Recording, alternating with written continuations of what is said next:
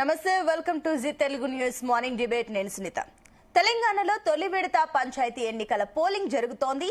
చివరి క్షణం వరకు అభ్యర్థుల ఓటర్లను ఆకర్షించేందుకు తాయిలాలు పంపిణీలో బిజీగా ఉన్నారు. ఇక పోలింగ్ ప్రశాంతంగా నిర్వహించేందుకు ఎన్నికల సంఘం కట్టుదిట్టమైన ఏర్పాట్లు కూడా చేసింది. అయితే పంచాయతీ ఎన్నికల్లో ప్రభావం చూపించేది ఏంటి? తొలి దశలో ఏ పార్టీది పై చెయ్యి అన్న ఉత్కంఠ అయితే కొనసాగుతుంది. ఇదే అంశంపైన ఇవాళ డిబేట్ లో డిస్కస్ చేయబోతున్నాం. ఇవాళ డిబేట్ లో మనతో పాటు పార్టిసిపేట్ చేస్తున్నారు ఏఐసిసి నేషనల్ కోఆర్డినేటర్ నుమన్ గారు ఉన్నారు, అండ్ అదేవిధంగా బీజేపీ అధికార ప్రతినిధి రామరెడ్డి గారు ఉన్నారు. మరికొంతమంది కూడా కాసేపట్లో జాయిన్ అవుతున్నారు. అందరికి వెరీ గుడ్ మార్నింగ్ అండి. నమస్కారం అండి. ఎస్ నుమన్ గారు, I'll start with you. So already తొలి దశ పోలింగ్ స్టార్ట్ అయిపోయింది.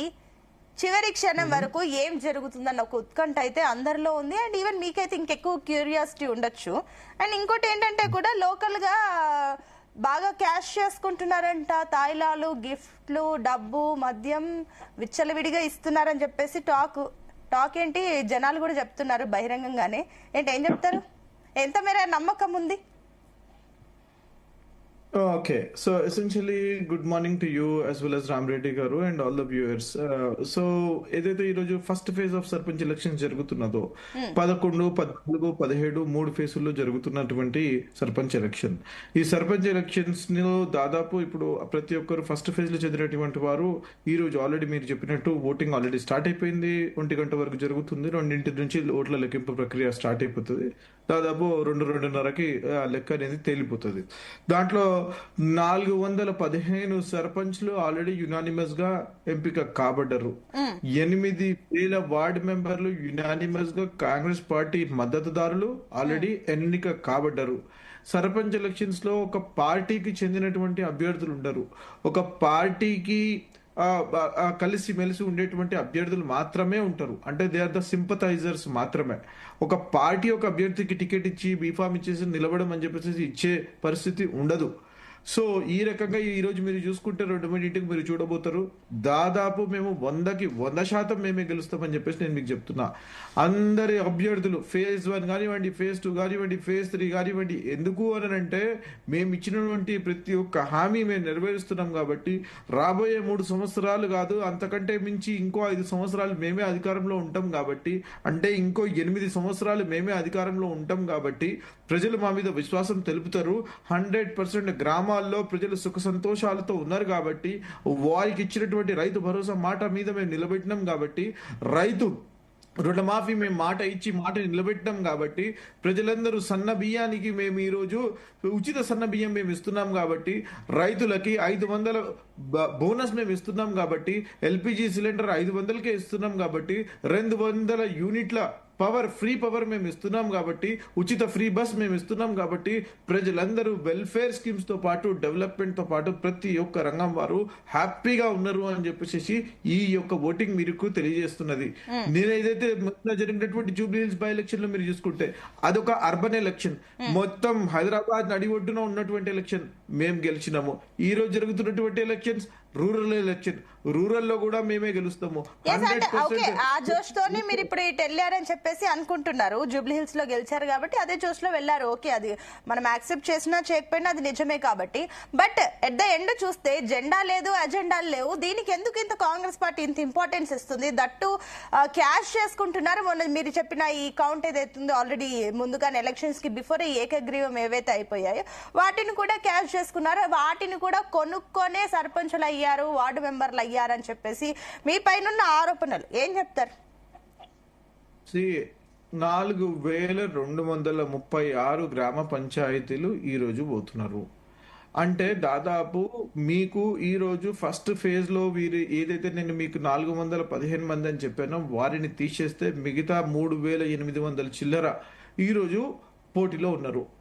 ఎవరు ఏకీగ్రవం చేయాలి అనుకున్నా సరే మీరు ఒక్కసారి చూస్తే పార్టీతో, నేను అదే అంటున్నాను, పార్టీ సింబల్ తో పోయేటువంటి ఎలక్షన్స్ ఉండవండి ఇవి. కత్తెర గుర్తో, సిలిండర్ గుర్తో, చెప్పు గుర్తో, చీపిరి గుర్తో ఏదో గుర్తు ఇచ్చేసేసి వారు గ్రామ పంచాయతీ ఎలక్షన్స్ కండక్ట్ చేస్తూ ఉంటారు. కానీ this is very important election. మీరు అర్థం చేసుకోండి, ఒక సర్పంచ్ కంటే sarpanch election is important when compare to N MLA. ఎందుకు చెప్తున్నానంటే వారి పవర్స్ మాత్రం మోర్ దాన్ ఎన్ ఎమ్మెల్యే ఉంటాయి. సర్పంచ్ గ్రామానికి ఓటుకు 10,000 అంటున్నారు బయట. ఇది చాలా ఇంపార్టెంట్ కాబట్టి ఓటుకు 10,000 అంటున్నారు. వారు ప్రతిపక్షాలు ప్రపగండా పెడుతూనే ఉంటారు. 10,000 ఎవరు ఇస్తారు, ఎక్కడి నుంచి ఇస్తారు చెప్పండి.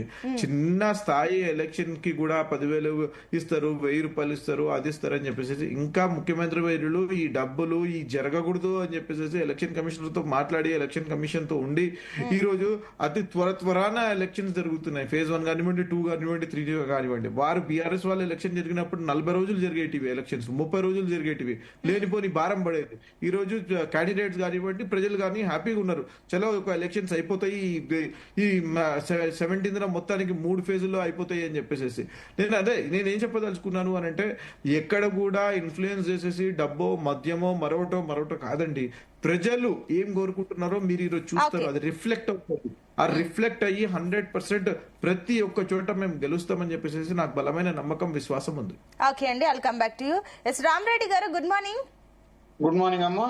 ఎస్, ఏమనుకుంటున్నారు? అక్కడ పంచాయతీ పోలింగ్ అయితే స్టార్ట్ అయిపోయింది. ఏంటి మీ బీజేపీ ఏ రకంగా ఉంది? ఉందా వేవ్ గ్రామ స్థాయిలో పట్టు ఉందా? మీ క్యాడర్ బలపడుతుందన్న నమ్మకం ఉందా? ఏంటి? ఒకటి, నూమన్ గారికి, జీ తెలుగు ప్రేక్షకులందరికీ నమస్కారాలు. ఒకటి, ప్రతి పొలిటికల్ పార్టీ బలపడాలనే ప్రయత్నం చేస్తారు. రాజకీయ పార్టీలు అనేవి ఏ పార్టీ అయినా వాళ్ళ క్యాడర్ మీద. మాకు కూడా ఈ రోజు ప్రతి బూత్ లో కూడా కమిటీలు ఉన్నాయి. బూత్ కమిటీ ఏర్పాటు చేసుకున్నాం. 90% బూత్ కమిటీస్ ఏర్పాటు చేసుకున్నాం.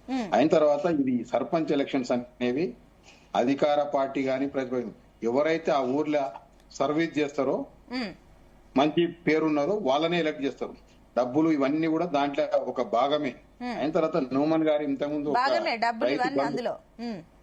అందులో మా అందరు ఇస్తారు. 5,000 ఇచ్చినా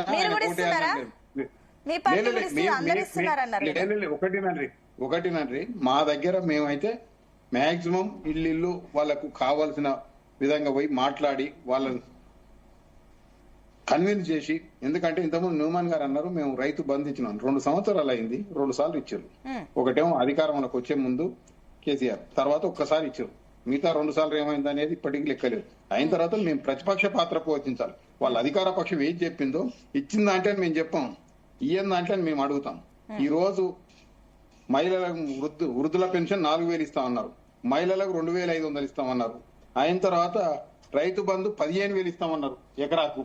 అవన్నీ ఏమైనాయి అనేది మేము అడుగుతుంటాం. అంతేగాని దానికోసం తప్ప మేము దీనికోసం కాదు. మేము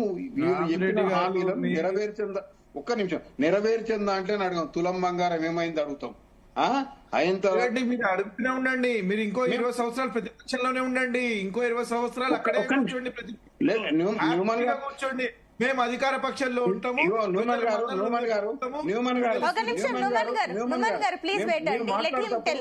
మీ టైంలో మీరు చెప్పండి ఏం చెప్తారు. మేము మాట్లాడేటప్పుడు మీరు మాట్లాడేటప్పుడు నేను ఇంటర్ఫియర్ కాలేదు. ఒకటి, ఈ రాష్ట్రం వల్ల 2 సంవత్సరాలు అయిందండి ప్రభుత్వం వచ్చి. 1.5 సంవత్సరాల క్రితం ఎలక్షన్స్ కావాలి, ఎందుకు పెట్టలేదు గ్రామ పంచాయతీ ఎలక్షన్లు?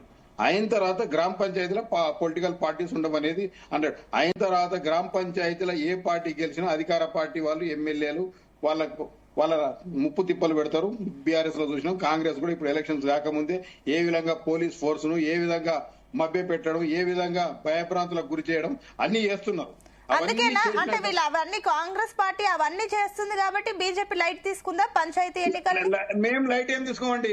ఒక్కటినండి, బీజేపీ గాని బీఆర్ఎస్ లో గెలిచిన వాళ్ళు, కాంగ్రెస్ లో గెలిచిన వాళ్ళు అంతా పోయినసారి బీఆర్ఎస్ లో, కానీ భారతీయ జనతా పార్టీ 4 గెలిచినా 5 ఉంటారు. అయిన తర్వాత న్యూమన్ గారు అంటారు మీరు అట్లే ఉండాలని. మేము అట్లే ఉంటామండి. ఇంకా 20 ఏళ్ళు ఆడ కేంద్రం వల్ల అధికారం వల్ల ఉంటాం. రాష్ట్రాలలో ఏడైతే బీజేపీ వచ్చిందో ఆడ మళ్ళీ 4 సార్లు 5 సార్లు గెలుస్తున్నాం. మా పరిపాలన అనుకుంటున్నారు ఈసారి పంచాయతీ ఎన్నికల్లో మీ తరపున బీజేపీ తరపున ఎంతమంది ఉండే ఛాన్సెస్ ఉన్నాయి? మేము మాక్సిమం సీట్లలో గెలుస్తాము. వార్డు మెంబర్స్ లో గానీ సర్పంచ్లలో గానీ మేము కొన్ని దగ్గర ఇవి ఎట్లుంటాయంటే లోకల్ పార్టీస్ లా విలేజ్ లో ఉన్నాయి. కొన్ని దగ్గర వారు ఒప్పుకున్నా ఒప్పుకోకపోయినా కాంగ్రెస్ బీఆర్ఎస్ కలిసింది ఉంది మా దగ్గర. నేను చూపిస్తా. అయిన తర్వాత కాంగ్రెస్ అంటే please say. బీఆర్ఎస్ బీజేపీ కలుస్తాయి, కాంగ్రెస్ బీజేపీ కలుస్తాయి, లోకల్ పార్టీస్ లో అవన్నీ కామన్. ఎందుకంటే వాళ్ళు మనం పొలిటికల్ పార్టీస్ ఉన్నట్టు వాళ్ళు శత్రుతో ఉండదు. ఈడ ఊర్లో ఉండే రాజకీయం వల్ల అవతల వీళ్ళిద్దరికి ఉమ్మడి శత్రువు ఉన్నాడు కాంగ్రెస్ అయినట్టే బీఆర్ఎస్ కాంగ్రెస్ కలుస్తుంది. కాదు బీఆర్ఎస్ ఆయన ఉమ్మడి శత్రువు ఉన్నాడు అంటే కాంగ్రెస్ బీజేపీ ఇవన్నీ కూడా కామన్. మనం దాంట్లో మనం గెలుస్తున్నాము, గెలిచిన వాళ్ళందరూ కూడా భారతీయ జనతా పార్టీకి గెలిచినా ఎవరు గెలిచినా వాళ్ళు ఇండిపెండెంట్సే. కాంగ్రెస్ కి గెలిచిన వాళ్ళు ఎక్కడ పోతారు అనేది ఎవరని చెప్పలేము. అందుకోసం ఇండిపెండెంట్ గా వ్యవస్థ ఏర్పాటు చేసినందుకే గ్రామ పంచాయతీలలో ఎలక్షన్స్ సర్పంచ్లు అనే వాళ్ళు ఏ పార్టీకి ఇది ఉండరు. వాళ్ళు పని కోసం, గ్రామ డెవలప్మెంట్ కోసం ఎవరితోటైనా కలుస్తారు, మాట్లాడుతుంటారు. ఆ మాట్లాడినంత ఆయన మన పార్టీ అని చెప్పుకోవచ్చు. ఎందుకంటే లెక్కలు అనేవి ఇందులో లెక్కలు దొరకవండి. బీజేపీకి గెలిచినా కాంగ్రెస్ వాళ్ళే అంటారు, మాదే అంటారు. బీఆర్ఎస్ కి గెలిచిన వాళ్ళు ఇది అంటారు, కాంగ్రెస్ కి గెలిచిన వాళ్ళు కొంతమంది ఇది అంటారు. ఏ పార్టీ మీ సైడ్ గెలిచిన వాళ్ళు మీద ఎంత ఉందని చెప్పమని నేను అడుగుతున్నా. మీద ఎంత? మేమైతే ఈ రోజు బీఆర్ఎస్ పార్టీ అనేది కొలాప్స్ అయింది. అక్కడక్కడ ఎన్నో కొంత కానీ బీఆర్ఎస్ ప్రతిపక్ష పాత్రగా మేము వస్తున్నాం అనేది 100%. కాంగ్రెస్ కు ఆల్టర్నేటివ్ గా భారతీయ జనతా పార్టీని ప్రజలు గుర్తిస్తారు అనేది మాకునే ఇది. అయిన తర్వాత ఇప్పుడు అనవచ్చు బైసాబ్, ఎందుకంటే జూబ్లీస్ లో ఎక్కడ ఎలక్షన్ జరిగినా ఇద్దరు బై ఎలక్షన్లు అయితే ఇద్దరు మధ్యన పోటీ జరిగితే మూడో వ్యక్తికి డిపాజిట్ రాదు. మాకు రాకపోవచ్చు, అంతకుముందు కాంగ్రెస్ కు రాకపోవచ్చు, బీఆర్ఎస్ కు రాకపోవచ్చు. ఇవన్నీ అయిన తర్వాత దాంట్లోనే చూపించి మీరు ఇట్లే ఉంటారు ఇదే విధంగా అంటే పార్టీ అదే విధంగా కార్యకర్తల బేస్డ్ పార్టీ. అందుకోసం ఈ పార్టీని ఎవరు భారతీయ జనతా పార్టీ బలాన్ని తక్కువ అంచనా వేస్తుంది వీలు లేదు. ఓకే అండి, నేను మళ్ళీ వస్తాను. ఇంకా బీఆర్ఎస్ అధికార ప్రతినిధి ఉపేందర్ గారు కూడా జాయిన్ అయ్యారు. ఉపేందర్ గారు గుడ్ మార్నింగ్. Good morning.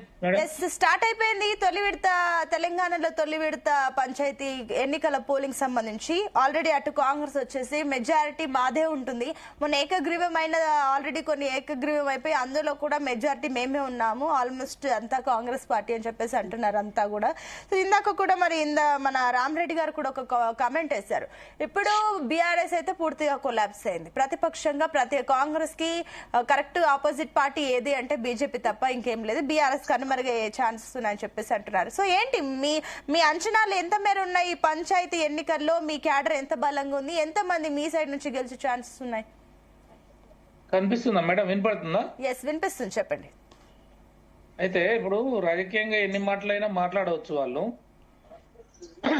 వాస్తవానికి ఏంటంటే ఇవాళ రాష్ట్రంలో ఈ ఎలక్షన్స్ జరుగుతున్నప్పుడు అధికార పార్టీ అనేది ఇప్పుడు కాంగ్రెస్ పార్టీ ఉన్నది కాబట్టి నయానా భయానా సామవేద దాన దండోపాయాలన్నీ కూడా వాళ్ళు ప్రయోగిస్తారు. మన జూబ్లీహిల్స్ లో కూడా చూసాం మనం. ఎవరు ప్రయోగిస్తున్నారు? అధికార పార్టీ అనేది. ఓకే, మా మొహం కనిపిస్తుందా టీవీలో? కనిపిస్తుంది, చెప్పండి.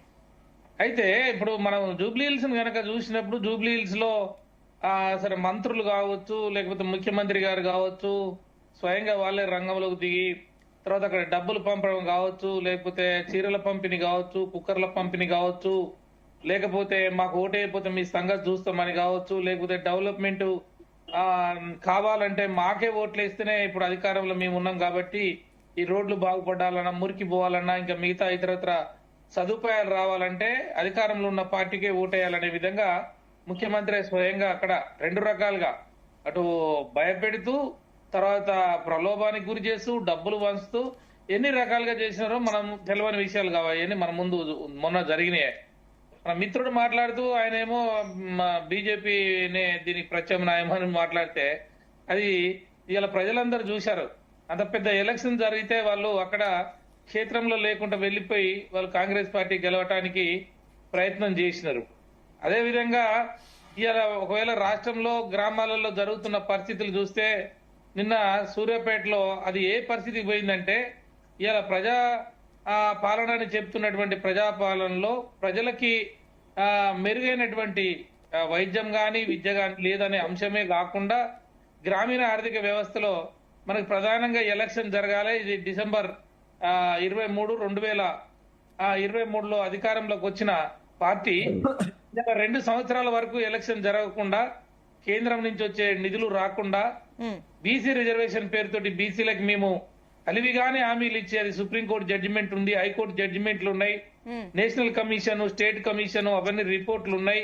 ఇవన్నీ కూడా రాజ్యాంగ సవరణ జరిగితే తప్ప రాదు అని ఆ రిజర్వేషన్ అని తెలిసినప్పటికీ కూడా 42% అని, ఆ 42% ఎందుకు చెప్పారో, కామారెడ్డి డిక్లరేషన్లు ఎందుకు పెట్టారో, ఆ తర్వాత దాని ప్రయత్నంలో మరి కేవలం తూతు మంత్రం తుమ్మకాయ మంత్రం అని చెప్పేసి బిల్లులు, ఆర్డినెన్స్, జీవోలు, గవర్నరు, రాష్ట్రపతి అని చెప్పి ధర్నాల పేరుతో అస్త్రశస్త్రాలు ఢిల్లీలో పడేసి ఇక్కడికి వచ్చారు.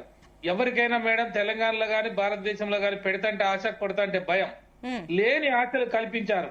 నిజంగా బీసీలు ఈ ఎలక్షన్స్ కు ముందు ఎప్పుడు కూడా 42% ఇవ్వమని చెప్పి వాళ్ళు రోడ్ల మీదకి వచ్చింది కానీ ధర్నాలకు చేసింది కానీ లేదు.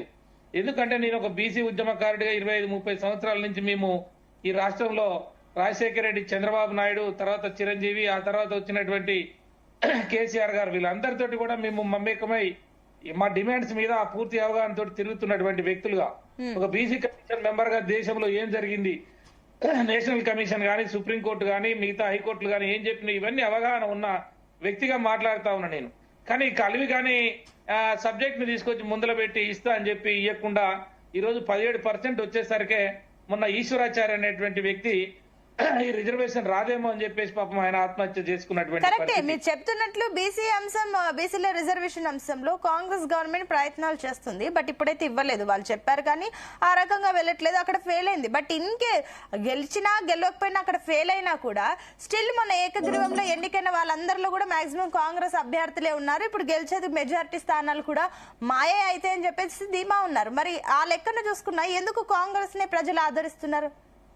ఎందుకంటే మీరు చూడండి మేడం, నేను చెప్తలేదు కదా, ఇప్పుడు అధికారంలో ఉన్న పార్టీ మంత్రి గారు ఉంటాడు, ఎమ్మెల్యే ఉంటాడు, అరే నీ రోడ్డు కావాలని, లేకపోతే నీకు ఇంకోటి కావాలి, నీకు పదవి రావాలి, నీకు వ్యక్తిగతంగానో లేకపోతే మన పార్టీ పరంగానో పదవులు రావాలంటే మీరు మా దాంట్లో చేరాలని చెప్తారు.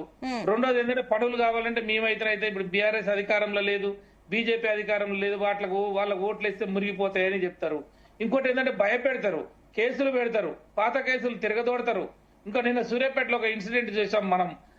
లింగంపల్లి అనే గ్రామంలో ఒక మల్లయ్య అనేటువంటి టిఆర్ఎస్ అభ్యర్థిగాని పోటీ చేస్తున్నటువంటి అతను గెలుస్తాడనే ఉద్దేశంతో ఊరు మొత్తం ఆయన వెనక ఉంటే రాత్రికి రాత్రే 50 మంది 70 మంది కలిసి దాడి చేశారు.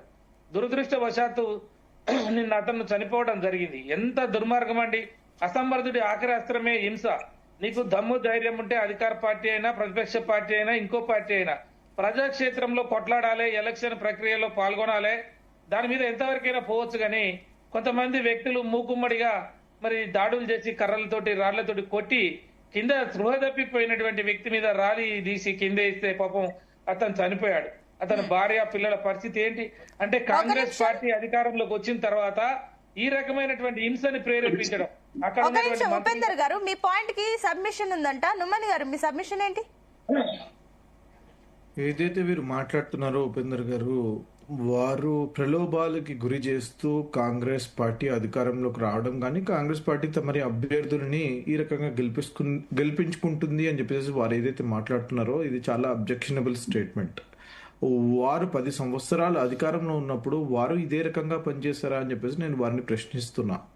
అంటే వారు ఉన్నప్పుడు అధికారంలో అప్పుడు ఉన్నటువంటి లోకల్ బాడీ ఎలక్షన్స్ కానివ్వండి, గ్రామ పంచాయతీ ఎలక్షన్స్ కానివ్వండి, వారు ఇదే రకంగా కండక్ట్ చేయడం వల్ల ఆ రోజు వారు నిష్ణాతుడు, కేసీఆర్ అంటేనే చాలా గొప్పవాడు, కేసీఆర్ అంటే రాజకీయ చతురంగంలో ఆయన ముందుంటాడు, ఆయనను ఎవరు కొట్టే వాళ్ళు లేరు, మగధీరుడు అని చెప్పేసి ఏదైతే ప్రొజెక్షన్ ఇచ్చిండ్రో దీని వల్లనే అని చెప్పేసి నేను అడుగుతున్నా. నేను ఒకటే విషయం చెప్తున్నా, ఆనాడు మినిస్టర్లకు కానివ్వండి, ఎమ్మెల్యేలకు కానివ్వండి అపాయింట్మెంట్ కూడా ఇవ్వలేనటువంటి కల్వకుంట్ల చంద్రశేఖరరావు గారు ఈరోజు గజ్వేల్ అనే దగ్గర ఏదైతే లోకల్ బాడీస్ లో ఇప్పుడు గ్రామ పంచాయతీ ఎలక్షన్స్ లో గెలిచినటువంటి వార్డు మెంబర్లని కానివ్వండి, సర్పంచ్లను కానివ్వండి పక్కన పిలిపించుకొని కూర్చోబెట్టుకొని వారితో భోజనం చేస్తున్నటువంటి తరుణం. ఇదే ప్రజాస్వామ్యంలో ఉన్నటువంటి గొప్పతనం. మీరు ఏదైతే మాటలు మాట్లాడుతున్నారో, మితిమీరి మాటలు మాట్లాడుతున్నారో మానండి. ప్రజాస్వామ్యంలో ఉన్నటువంటి బ్యూటీని ఫస్ట్ మనం చూసుకోవాలా. మనం ఒకటే, మీరు చేసినటువంటి దోపిడీ, మీరు చేసినటువంటి అక్రమం ప్రజలు మిమ్మల్ని చూసి చీదరించుకొని ఫామ్ హౌస్ కి పంపించినారు. మరొక్కసారి మీరు పని చేయాలి అని అంటే, ప్రజల మన్ననలు మీరు పొందాలి అని అంటే, మీరు ప్రజలకి ఏం చేస్తారో వారికి నచ్చే విధంగా, వారికి మెచ్చే విధంగా మీరు మాట్లాడాలా. అంతేగాని ఈ రకంగా మీరు అబాసు పాలు కాకండి అని చెప్పేసి మీకు ఒక సూచన చేస్తున్నా. ఎస్ ఉపేందర్ గారు, ఇప్పుడు నేనేమంటున్నా, హత్యలు చేయటము, దాడులు చేయటము, హింసను ప్రేరేపించటము, ఇవంతా ప్రజాస్వామ్యానికి స్ఫూర్తి. మీరు ఎట్లా మాట్లాడతారండి? బీహార్ లో ఎలక్షన్స్ జరిగినట్టు ఇక్కడ జరుగుతున్నారండి. ఎట్లా మాట్లాడతారండి? లా అండ్ ఆర్డర్ మొత్తం ఎప్పుడు కూడా మా గవర్నమెంట్ ఎక్కడైనా జరగలేదు. మా గవర్నమెంట్ లో హత్యలు జరగలేదండి, దాడులు ప్రోత్సహించలేదు. తీసుకోండి. అవునా? ఎన్సీఆర్బీ ఎక్కడ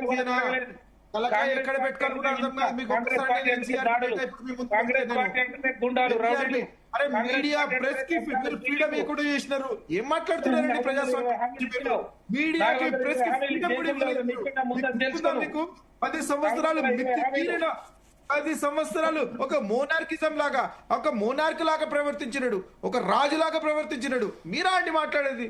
ఫ్రీడమ్ ఆఫ్ ప్రెస్ ఎక్కడ పోయింది? ఫోర్త్ ఎస్టేట్ అయినటువంటి మీడియాకి ఫ్రీడమ్ ఆఫ్ ప్రెస్ ఎక్కడ పోయింది చెప్పండి? ఎందుకండి ఉపేందర్ గారు ఏనాడైనా ప్రజల దగ్గరికి స్వేచ్ఛగా పోయినరా మీరు చెప్పండి? ఒక నిమిషం నుమన్ గారు, ఒక నిమిషం ఉపేందర్ గారు, ఒక నిమిషం అండి. ఎస్ నుమన్ గారు, సో నా పాయింట్ వచ్చేసి నేను మిమ్మల్ని అడుగుతున్నాను. సో ఇందాక ఉపేందర్ గాని అండ్ ఇందాక రామరెడ్డి గాని వీళ్ళు కూడా ఒక మాట అన్నారు. ఏంటి అంటే కూడా, సరే మీరు వాట్ ఎవర్ జెండా లేదు అజెండా లాంటి ఎలక్షన్స్ ని మీరు చాలా ప్రెస్టీజియస్ గా తీసుకున్నాం, ఇది చాలా ఇంపార్టెంట్.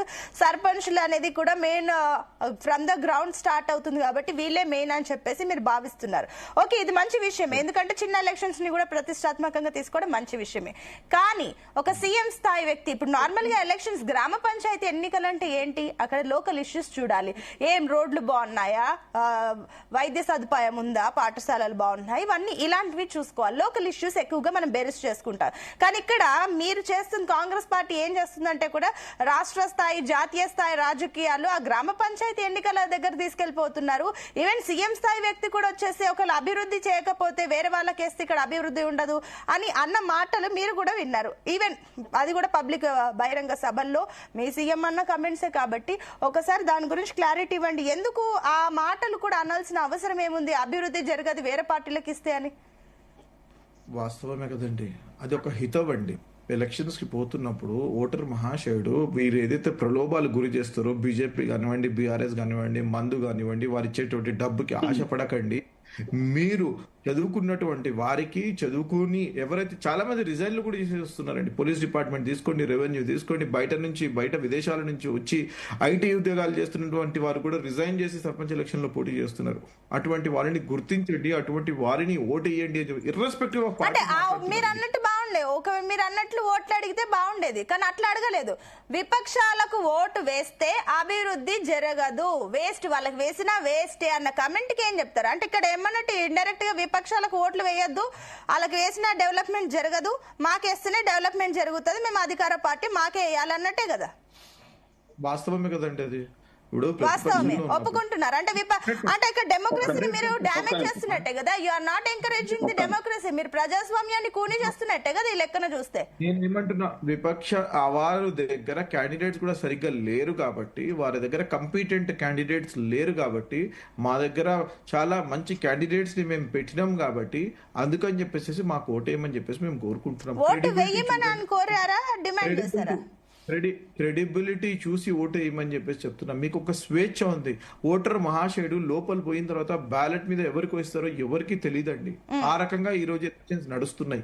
ఎస్పెషల్లీ అక్కడ క్యాండిడేట్ మాటలు అన్నా అది బాగుండేది, సీఎం స్థాయి వ్యక్తి వచ్చేసి మాటలు అన్నారు కాబట్టి ఒక రకంగా ఇది టాక్ ఆఫ్ ద టౌన్ అవుతుంది. ప్లీజ్ నుమన్ గారు, మీ పాయింట్ కే రామరెడ్డి గారికి ఏదో సబ్మిషన్ ఉందంటే ఆయన చెప్పాక మీరు మళ్ళీ దీని గురించి ఒక క్లారిటీ ఇద్దరు. రామరెడ్డి గారు, మీ సబ్మిషన్ ఏంటి? ఒకటి, సీఎం గారు మాట్లాడేటప్పుడు ప్రతిపక్ష పార్టీ ఎమ్మెల్యేలున్నా, ప్రతిపక్ష పార్టీ ప్రభుత్వాలుంటే కేంద్రం కూడా ఇయ్యనంటే మీ పరిస్థితి ఏంది? మీరు మాట్లాడేది రాష్ట్రం వల్ల ఎవరు గెలిచినా దాడి చేస్తాం బీజేపీ మీద, 100% మీరే కాదండి, మీకంటే ఫెడరల్ ఎక్కువ వ్యవస్థ చేస్తాం. ఉంది మీ దగ్గర కదా అని ఎవరు ఉన్నారు? చెప్పేసి కార్యకర్త రాజ్యాంగం అధికారం కోసం ప్రవర్తిస్తుంటే వచ్చేటోళ్ళు ఇక్కడ తప్ప ఊరుకోవడానికి కార్యకర్తలు ఎవరు లేరు. ఎవరు లేరు. తెలంగాణ పోరాటంతో వచ్చినటువంటి తెలంగాణ సెల్ఫ్ తెలంగాణ పోరాటం మీరు ఏం చేశారు అందరూ తెలుసు. మీ ముఖ్యమంత్రి గారి మీద కూడా తెలుసు. పోరాటం ఏం చేసిండో తెలుసు. అదే తుపాకీ పట్టుకొని వెళ్ళిండు. మీ ముఖ్యమంత్రి తెలంగాణ ఉద్యమాన్ని ఏం చేసిండని అందరికీ తెలుసు. అని చెప్తే ఎవరండి ఊరుకోవడానికి? ఎట్లా నువ్వే తీసుకోవాలో చెప్తున్నావండి. మేము పోట్లాడి పోట్లాడి తెచ్చుకున్నటువంటి తెలంగాణ 15 వందల మంది ఆత్మ బలిదానాల తర్వాత వచ్చినటువంటి తెలంగాణ గురించి మీరు ఈ రకంగా మాట్లాడడం సబబు కాదు మిత్రమా. మీరు ఇట్లా మాట్లాడకండి. మీరు పెద్దలు ఒక్క నిమిషం నుమన్ గారు, ఒక్క నిమిషం నుమన్ గారు, ఆయన పాయింట్ చెప్పనియండి. ఒక్క నిమిషం అండి. ఎస్ రామరెడ్డి గారు, మీ పాయింట్ ఒకసారి క్లియర్ గా చెప్పండి ప్లీజ్. పర్సనల్ అటాక్ నేనేమంటున్నా, ఆ విధంగా మాట్లాడడం తప్పు. ఎవరు గెలిచినా డెవలప్మెంట్ అనేది అందరికీ వాళ్ళు తప్పు చేస్తే మీరు తప్పు మీద తప్పు చేస్తారా? మీరు అన్నారు కదా కేంద్రం నుంచి నిధులు ఇవ్వమని. సరే వాళ్ళు తప్పు చేస్తారు, ప్రజలు చూసుకుంటారు. రామరెడ్డి గారు 8 మంది ఎంపీలని మిమ్మల్ని గెలిపిస్తే చెమటలు అద్దమ్మలు సన్యాసులు 2 కేంద్ర మంత్రులుగా ఉన్నారు. ఒక్క రూపాయి తెలంగాణ కోసం తీసుకొచ్చారా? సమాధానం చెప్పండి. మీరు ఒక్క రూపాయి తీసుకురాలండి మీరు. నుమన్ గారు ప్లీజ్ వెయిట్, ప్లీజ్ వెయిట్. నుమన్ గారు లెట్ హిమ్ వెళ్ళండి ప్లీజ్. ప్లీజ్ ఒక్క నిమిషం ఆగండి నుమన్ గారు. 13 లక్షల కోట్లు ఇచ్చినాం. న్యూమన్ గారు 13 లక్షల కోట్లు ఇచ్చినాం. ఉపేందర్ గారు ఒక్క నిమిషం అండి, వస్తాను నేను మీ దగ్గరికి. నుమన్ గారు ఒక్క నిమిషం ప్లీజ్. ఆయన పాయింట్ ఒకసారి క్లారిటీ తీసుకొనివ్వండి. నేను మళ్ళీ మీ దగ్గరకు వస్తాను, నేను మీకు ఇస్తాను. రామరెడ్డి గారు please come to the point అండి. నేను చెప్తున్నా, ఒక్కటి ముఖ్యమంత్రి గారు ఆ విధంగా మాట్లాడితే తప్పు, ఆ విధంగా కేంద్రం కూడా మాట్లాడితే తప్పు.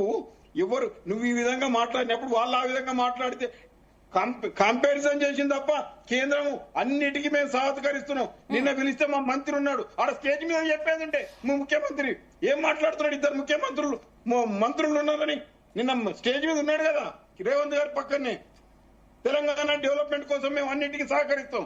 వీళ్ళు రాజకీయం కోసం మాట్లాడతారు తప్ప కాంగ్రెస్ పార్టీకి చిత్తశుద్ధి లేదు. అయిన తర్వాత ఇంతకు ముందు బీఆర్ఎస్ నాయకులు చెప్పారు, అయ్యా మేము కొత్తగా ఎవ్వరం అడుగుతలేము, మీ మీద భారతీయ జనతా పార్టీ అడుగుతలేదు, మీ కేసీఆర్ గారి కూతురు వారి అడుగుతున్న దాంట్లోకి ఆన్సర్ చెప్పండి. అదే విధంగా నేను కాంగ్రెస్ పార్టీని డిమాండ్ చేస్తున్నా, కవిత రిసిగ్నేషన్ ఇంతవరకు ఎందుకు యాక్సెప్ట్ చేస్తలేరు? ఎమ్మెల్సీకి ఫార్మాట్లు ఇచ్చినాక అంటే మీ లోపాయకారి ఒప్పందాలు అర్థమైతలేవా? యా ప్లీజ్ ఒక నిమిషం రామరెడ్డి గారు ఒక్క నిమిషం. ఈ పాయింట్ కి సబ్మిషన్ ఉందంట. ఉపేందర్ గారు మీ సబ్మిషన్ ఏంటి ఇక్కడ? ఇప్పుడు మన మిత్రుడు చెప్తూ పోరాటాల గడ్డ 1200 మంది అమరులైర్రు, సాధించడము తెలంగాణ ఓకే మంచిదే. ఆ రోజు అధికారంలో ఉన్నారు కాంగ్రెస్ పార్టీ వాళ్ళు, పోరాటాలు చేయలే. పోరాటాలు చేసింది మేము, త్యాగాలు చేసింది మేము, జైల్లోకి పోయింది పార్లమెంట్ లో బిల్ పెట్టేటప్పుడు కల్వకుంట్ల చంద్రశేఖరరావు లేడండి. ఎట్లా మాట్లాడతారు ఉపేందర్ గారు? నేను మాట్లాడినాక నువ్వు మాట్లాడు నిమన్ భాయ్. ఆ రోజు ఇంతమంది డిలే చేయటం వల్ల నువ్వు ప్రాపర్ టైంలో ఇచ్చుంటే ఇదంతా జరగపోవు. నువ్వు ఆ డిలే చేయటం వల్లనే కదా 1200 మంది అమరుల త్యాగాలకి కారణమైంది అనేది కదా. అదేవిధంగా 2 రాష్ట్రాలకు భారతీయ జనతా పార్టీ ఒక్కరోజు కూడా తెలంగాణ ఉద్యమంలో సరైనటువంటి పాత్ర పోషించకపోవడం. సరేలే, ఇద్దరితో ఏం మాట్లాడతారండి? మేము లేకపోతే సుష్మా స్వరాజ్ చిన్నమ్మ అని చెప్పి మాట్లాడిండు, ఎప్పుడు కాళ్ళు మొక్కిండు, ఇంకేం మాట్లాడతారు? కాళ్ళు మొక్కిండు, సుష్మా స్వరాజ్ చిన్నమ్మ అన్నాడు. కేసీఆర్ కు 4 నరం లేనట్టు మాట్లాడితే ఎట్లా? మీరు కూడా అది కాదు. తెలంగాణ వచ్చింది కాంగ్రెస్ పార్టీ భారతీయ జనతా పార్టీ తోటే, మీ కేసీఆర్ తోటి రాలే. అది ఒకటి పెట్టుకోండి. నేను మాట్లాడినాక ఉద్యమం చేయాలి అందరు కలిసి జేఏసీ ఏర్పాటు రామరెడ్డి గారు ఒక్క నిమిషం అండి. ఉపేందర్ గారు మీరు పాయింట్ చెప్పండి, నేను ఉమెన్ గారి దగ్గరికి వెళ్ళాలి. నేనేమంటున్నా అంటే కలికాలం అంటే ఇదే. తెలంగాణ ఉద్యమంలో ఏ పాత్ర లేని ఇద్దరు వచ్చేసి ఇలా టీవీలో పోరాటం చేసినామని ప్రయత్నం చేస్తున్నారంటే ఇంతకన్నా సిగ్గుపడాల్సిన అంశం లేదు. తెలంగాణ కూడా నరేంద్ర మోడీ మాట్లాడిండు, వెంకయ్య నాయుడు వ్యతిరేకించిండు, లాల్ కృష్ణ అద్వానీ వ్యతిరేకించిండు. వాళ్ళు కూడా తెలంగాణకి వాళ్ళు ఫండ్స్ సరిగా ఇవ్వట్లేదండి. గుజరాత్ కి తెలంగాణకి కావాల్సినటువంటి వాటా ఏదైతే పూర్తి కావాలంటే ఇలా గ్రామీణంలో ఎలక్షన్స్ జరగాలంటే 2 సంవత్సరాలు ఇవాళ వాళ్ళు దాన్ని పెండింగ్ పెట్టారు కాంగ్రెస్ పార్టీ. కేవలం రాజకీయాల కొరకు మంచి అవకాశం చూసుకొని పెట్టాలని చెప్పేసి ఇన్ని రోజులు చేయడం వల్ల సుమారు 3,000 కోట్ల రూపాయలు ఈ రోజు వెనకకు పోయినాయి. బీసీలకు అన్యాయం జరిగింది. 2 సంవత్సరాల కింద బీసీలకు 40% అంటే ఎంతో మంది సర్పంచులు అయ్యే వాళ్ళని కాకుండా చేసింది కాంగ్రెస్ పార్టీ. చేసింది ఏంటంటే ఈ రోజు గతంలో 23% ఉన్న రిజర్వేషన్ ని 17% కుదించి ఇలా బీసీలకు అన్యాయం చేసిన కాంగ్రెస్ పార్టీ. బిల్లు రాష్ట్రపతి దగ్గర ఉన్నప్పుడు నోరు తెరవని కిషన్ రెడ్డి, నోరు తెరవని బండి సంజయ్, ఈ రామ్ రెడ్డి బీసీల గురించి మాట్లాడే అర్హత లేదు. బీసీ ముఖ్యమంత్రి అని చెప్పి అసెంబ్లీ ఎలక్షన్ లో ఓట్ల ముందుకు వచ్చి ఓట్లు వేయించుకున్న తర్వాత ఈ ప్రధానమంత్రిని చేసినాం.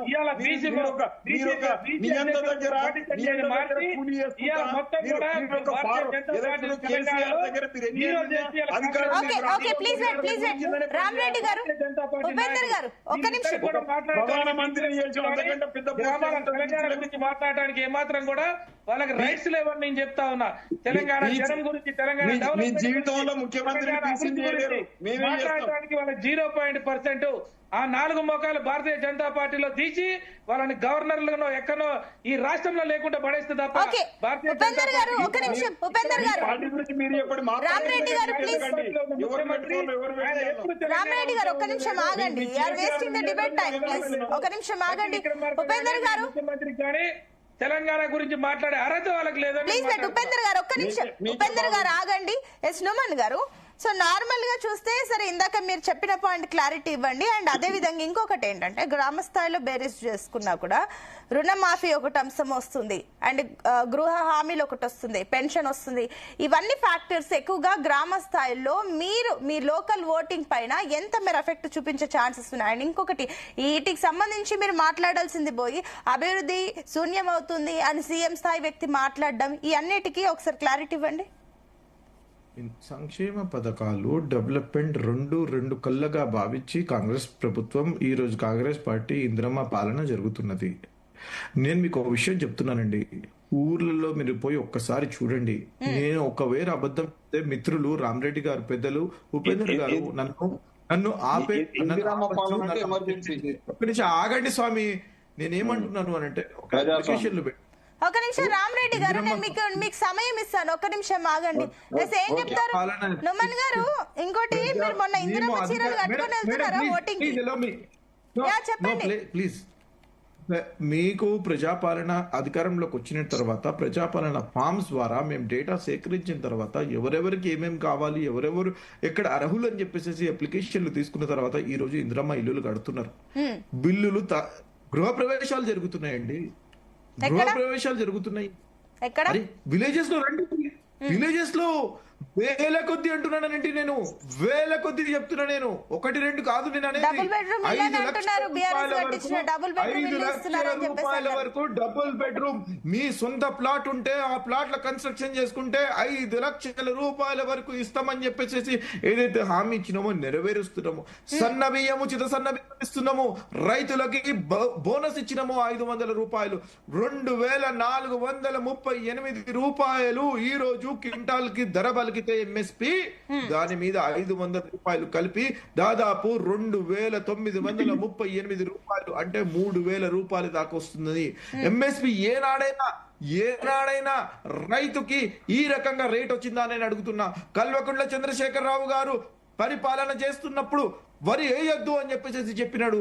వరి వేస్తే ఎక్కడ అమ్ముకుంటారో అమ్ముకోండి, నేనైతే తీసుకోను, నేనైతే కొనుక్కోను అని చెప్పేసి పిఎస్సి వాళ్ళు ప్రొక్యూర్మెంట్లు కూడా చేయలేదు. రైతులు నష్టపోయినారు. రైతు అంటే రైతుకి ఉరిలాగా మారినరు వీళ్ళు. ఇది కాదా వాస్తవం? ఇది మర్చిపోయినరా తెలంగాణ ప్రజలు? మర్చిపోరండి. తెలంగాణ ప్రజలు చాలా చైతన్యవంతులు.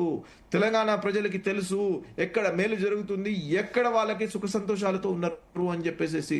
మీరు ఏదైతే మాట్లాడినరో రైతు భరోసా గురించి, ఇంత ఆర్థిక ఇబ్బందులు ఉన్నా సరే 2 మార్లు రైతు భరోసా ఇచ్చినాము. రైతు రుణమాఫీ 10 సంవత్సరాలు ఒక్కనాడు కూడా వీళ్ళు చేయనటువంటి రైతు రుణమాఫీ మేము చేసినాము. 70 నుంచి 75% మందికి రుణమాఫీ జరిగింది. 20,000 కోట్ల రూపాయలు ఇచ్చి రుణమాఫీ చేపించినాము. ఇంత ఆర్థిక ఇబ్బందులు ఉన్నా సరే ఎవరు చేసిండ్రని నేను అడుగుతున్నా. నేను ఈ రోజు భారత్ సమిట్ అని, ఇది ఫ్యూచర్ సిటీ అని చెప్పేసి, భారత్ ఫ్యూచర్ సిటీ అని చెప్పేసి తీసుకొచ్చి ఈ రోజు గ్లోబల్ సమిట్ ద్వారా 5,75,000 కోట్ల రూపాయలు ఈ రోజు ఇన్వెస్ట్మెంట్స్ ఇక్కడ జరుగుతున్నది. హైదరాబాద్ లో కానివ్వండి, తెలంగాణలో కానివ్వండి. అంటే ఇది మా మీద ఉన్నటువంటి విశ్వాసం కాదా? మా ప్రభుత్వం మీద ఉన్నటువంటి విశ్వాసం కాదా?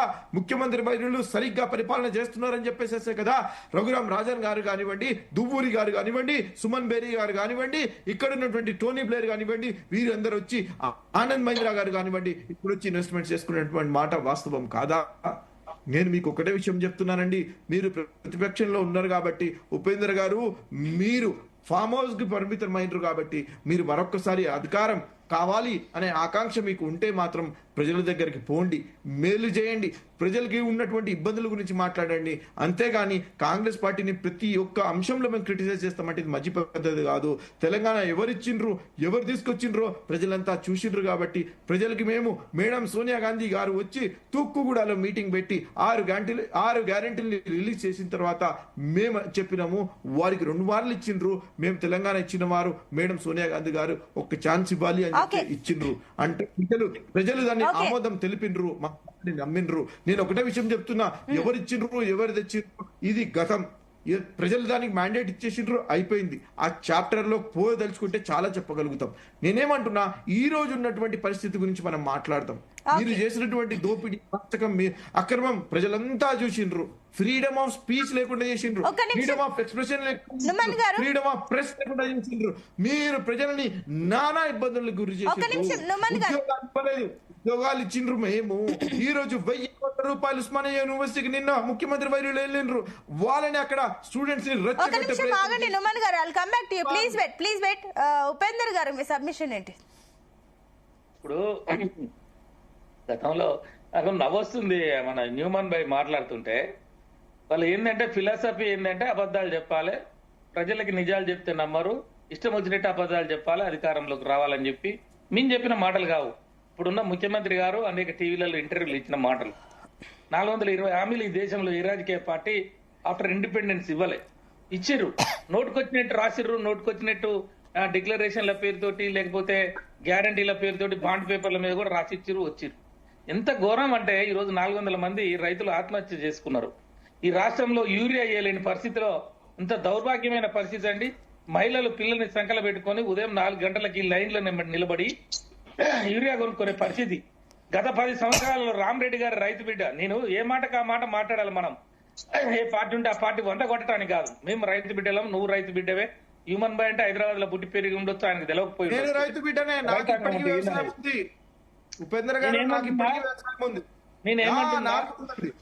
నేనేమంటున్నా, మనం గ్రామీణ వాతావరణం నుంచి వచ్చిన వాళ్ళం. మొన్నటిదాకా రైతాంగం ఎంత ఇబ్బంది పడదో మనకు తెలుసు. పంటలు పండించి కుప్పలు కుప్పలుగా రాసులుగా పోస్తే ఆ ఒడ్ల మీద కొనండిర నాయన అని చెప్పి కేవీపీ సెంటర్లు రాక ఆ ఒడ్లు కొనక అనేక మంది రైతులు ఆ కుప్పల మీద పడి గుండె పగిలి చచ్చిపోయినటువంటి పరిస్థితులు మనం చూసాం. ఇంకా రైతు బంధు అందరికి రాలే, రైతు బీమా ఆపేశారు. ఇలా రైతాంగం మొత్తం కూడా ఎందుకు ఆ గతంలో ఉన్న పరిపాలనకి ఈ రకమైన పరిపాలనకి తీసుకొని వాళ్ళందరూ కూడా ఏడుస్తున్న పరిస్థితులు మనం చూస్తా ఉన్నాం. అంటే మీరు మాట్లాడవచ్చు కాక ఎన్నైనా మాటలు, నేను మాట్లాడతా, నువ్వు మాట్లాడవచ్చు, ఏదైనా మాట్లాడవచ్చు, కానీ వాస్తవాలు ఏంటనేది ప్రజలకు తెలుసు. జీటీవీ వాళ్ళు చర్చ పెడుతున్నప్పుడు మనం వాస్తవాలు మాట్లాడితే బాగుంటది. పొద్దున్నే లేచి మన సమయాన్ని ఇంతగానం చేస్తున్నప్పుడు వాస్తవాల్ని మీరు చెప్పండి, మేము కూడా అప్రిషియేట్ చేస్తాం. ఇవాళ అనేక రకాలుగా మేము ఆ రోజు కట్టించిన బిల్డింగ్నే ఈ రోజు రంగులేసి సున్నాలేసి దానికి ఫ్యాన్లు పెట్టో స్విచ్లు పెట్టో ఇస్తూ మేమే ఇస్తామని చెప్పారు, ఇస్తున్నామని చెప్తున్నారు ఇందిరమ్మ ఇండ్లని. గతంలో మేము ఇచ్చిన ఉద్యోగాలే మరి ఆ రోజు మీరు ఇచ్చిన నోటిఫికేషన్ 5,000 ఉద్యోగాలు. అంతకుముందు నోటిఫికేషన్ ఇచ్చినాయి, పరీక్షలు పెట్టినాయి, రిజల్ట్ ఇవ్వనటువంటి ఆగిపోయినాయి. ఈ ఎలక్షన్స్ కు ముందు అవన్నీ ఇచ్చి 50,000 ఉద్యోగాలు ఇస్తామని చెప్తా గారు exams conduct చేయలేకపోయినరు.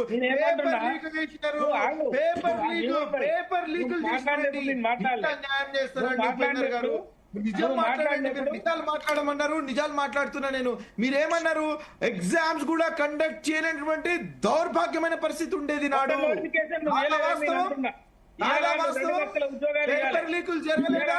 Public service commission లో ఉన్నటువంటి సభ్యులు చేయలేదా? పేపర్ లీకులు చేసిందా చేయలేదా? ఎగ్జామ్స్ క్యాన్సిల్ అయినాయా అవ్వలేదా? 10 సంవత్సరాల్లో ఒక్క నోటిఫికేషన్ ఇచ్చి ఒక్కసారి కూడా మీరు జాబులు ఇవ్వలేనటువంటి దౌర్భాగ్యమైన పరిస్థితి కాదా?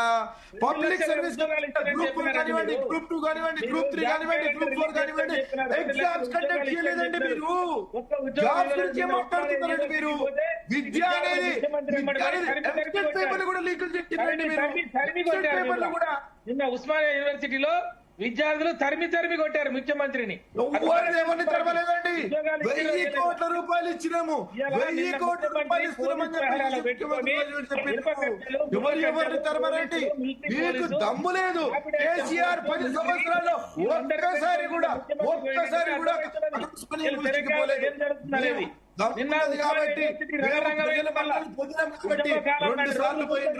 రేవంత్ రెడ్డి గారు 2 సార్లు మీరు పోలేదండి. 10 సంవత్సరాలు ఏనాడు కూడా పోలేదండి. చంద్రశేఖరరావు గారు కానివ్వండి. ఓకే, ఒక్క నిమిషం అండి ఉపేందర్ గారు, ఒక్క నిమిషం అండి. రామరెడ్డి గారు ఏంటి మీ సబ్మిషన్ ఏంటి చెప్పండి. ఒక నిమిషం వస్తాను ఉపేందర్ గారు, మళ్ళీ ఒక్క నిమిషం. ఈ పాయింట్ కి సబ్మిషన్ ఉందంట ఆయన చెప్పాక మీరు మాట్లాడొచ్చు ఉపేందర్ గారు. రామరెడ్డి గారు, ఇందిరమ్మ రాజ్యం అంటే ఎమర్జెన్సీ రావడం, వాళ్ళు చెప్పిన ఏదైతే డబల్ బెడ్ ఇందిరమ్మ ఇండ్లు ఇస్తున్నాం అంటారు, అందులో కేంద్ర ప్రభుత్వ వాటర్ 1,60,000 ఉంది. అయిన తర్వాత వీళ్ళు ఇస్తున్న బియ్యం సన్న బియ్యం అంటారు, దాంట్లో వాళ్ళది ₹2, 29 రూపాయలు కేంద్ర ప్రభుత్వమే ఇస్తుంది.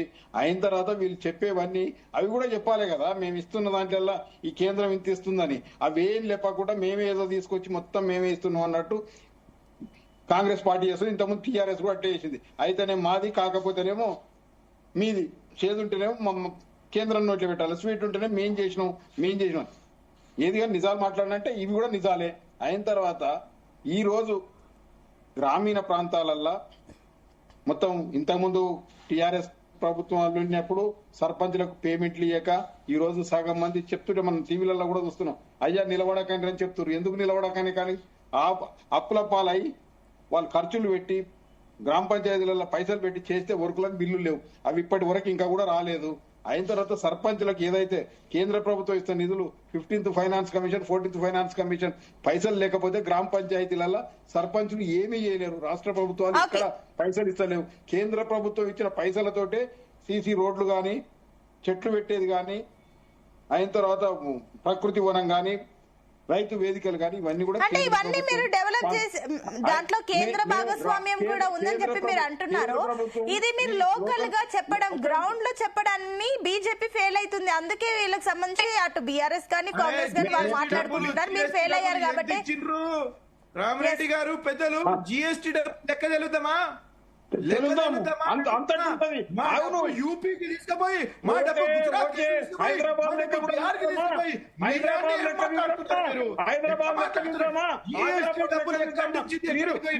మీరు మాట్లాడేదాంట్లో అర్థం లేని మాటలు మాట్లాడొద్దు.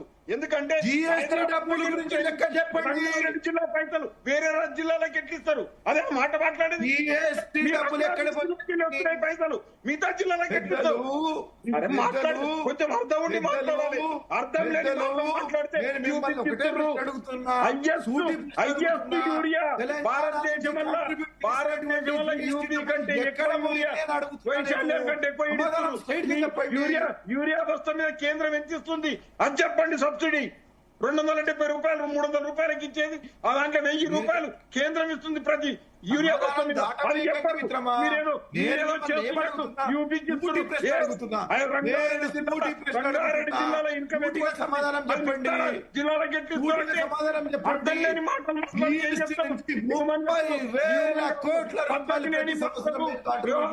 దేశ రక్షణ విమానయాన సర్వీస్ ఎవరు చేయాలి? ఇవన్నీ కేంద్రం చేయకపోతే నా జిఎస్టీ కట్టిన మీరు కాదు. జిఎస్టీ ఎంత కట్టినా అన్ని రాష్ట్రాలకు వచ్చేది ఆ పర్సెంటేజ్ ప్రకారం వస్తుంది. మిగతా డిఫెన్స్ ఉంటుంది, ఎయిర్ ఫోర్స్ ఉంటుంది. దోచిపెట్టి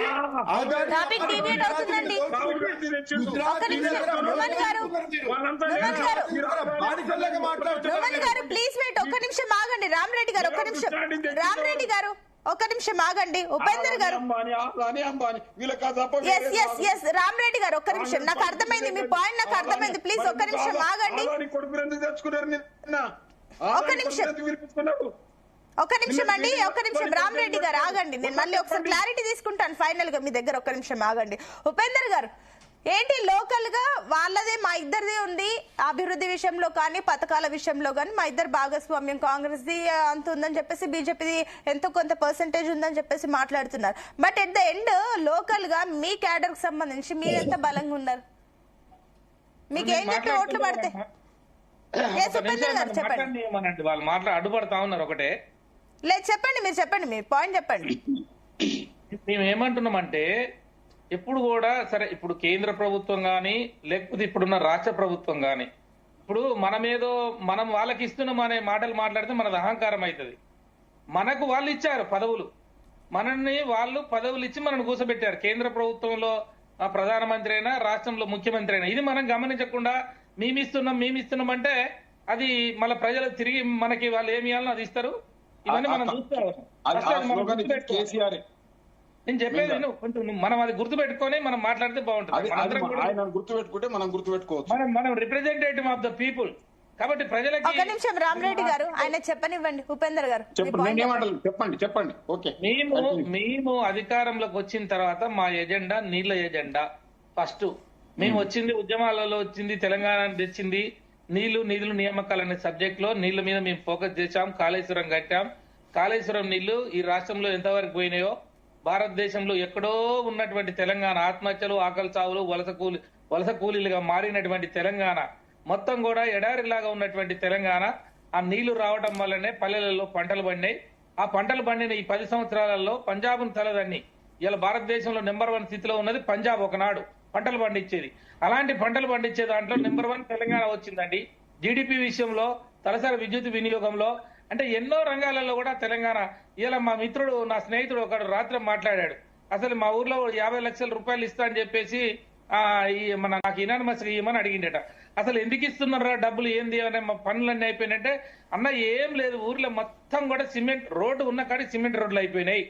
రోడ్లో ఉన్న కాడి కరెంట్ వచ్చింది, స్కూల్ ఉన్నది, అంత ఇంత హాస్పిటల్ ఉన్నది. వాళ్ళు వచ్చిన సర్పంచ్ పని చేయడానికి అసలు పని కూడా లేదట. ఎక్కడో పెరాడ్లో ఉన్న ఒక చిన్న మార్మూలలో ఉన్న పెరాడ్లో ఉన్నటువంటి డొంకను కూడా సీసీ రోడ్ వేశారు.